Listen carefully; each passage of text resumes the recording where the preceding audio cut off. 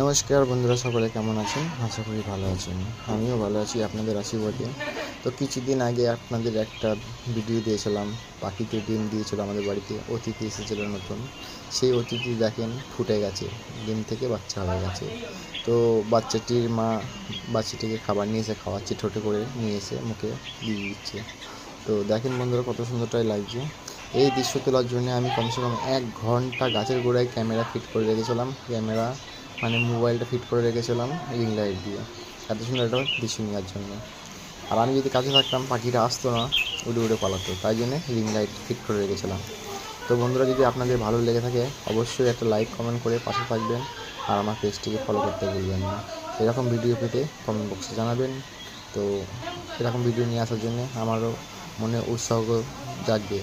তো টাটা বন্ধুরা, ভালো থাকবেন, সুস্থ থাকবেন, দেখা হচ্ছে নতুন একটা ভিডিওতে। আজকের মতো টাটা।